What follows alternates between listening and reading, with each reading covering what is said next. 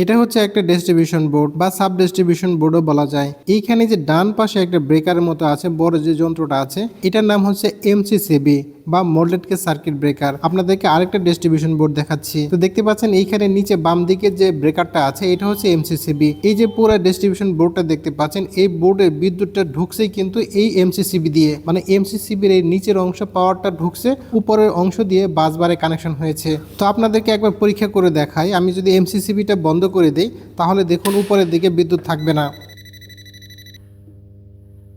তো দেখতে পাচ্ছেন উপরের দিকে কিন্তু কোনো ভোল্টেজ শো করছে না। আচ্ছা, এবার আপনাদেরকে এই এমসিসিবি সম্পর্কে সামান্য একটু ধারণা দেওয়ার চেষ্টা করি।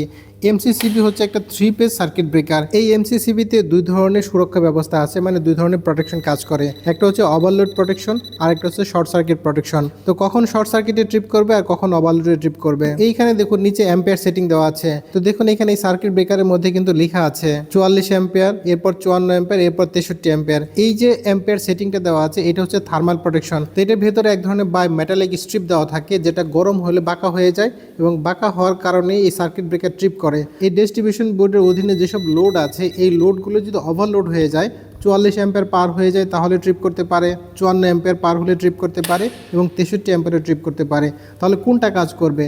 কাজ করবে হচ্ছে যেটা আপনি সেটিং করে দিবেন। তো এই যে নিচে বাম পাশে দেখুন সেটিং করার ব্যবস্থা আছে। একটা যে কোনো ধরনের ছোট টেস্টার দিয়ে কিন্তু এই সেটিংটা চেঞ্জ করা যায়। তো আমি আপনাদেরকে চেঞ্জ করে দেখাচ্ছি। তো দেখুন এটা ম্যাক্সিমামে দেওয়া আছে, ম্যাক্সিমাম হচ্ছে 63 অ্যাম্পিয়ার। এরপরে আমি কিন্তু 54 অ্যাম্পিয়ার দিতে পারছি। এরপরে আমি এখান থেকে কমিয়ে 44 অ্যাম্পিয়ারও সেট করতে পারতেছি। এটা কিন্তু সার্কিট ব্রেকারের শর্ট সার্কিট প্রোটেকশন না, এটা হচ্ছে থার্মাল প্রোটেকশন। কিন্তু এই যে ডান পাশে দেখুন এখানে লেখা আছে 630 অ্যাম্পিয়ার, এটা হচ্ছে শর্ট সার্কিট প্রোটেকশন। অর্থাৎ এই ডিস্ট্রিবিউশন বোর্ডের লোড সাইডে কোথাও যদি শর্ট সার্কিট হয়, ফেস টু ফেস লাগতে পারে, ফেস টু গ্রাউন্ড লাগতে পারে, সেই ক্ষেত্রে যদি 630 অ্যাম্পিয়ার পার হয়ে যায় এই সার্কিট ব্রেকার ট্রিপ করবে। আপনারা জানেন শর্ট সার্কিটে সবচেয়ে বেশি কারেন্ট প্রবাহিত হয়। শর্ট সার্কিটে আপনার 1000, 2000, 5000 অ্যাম্পিয়ার পর্যন্ত কারেন্ট প্রবাহিত হতে পারে।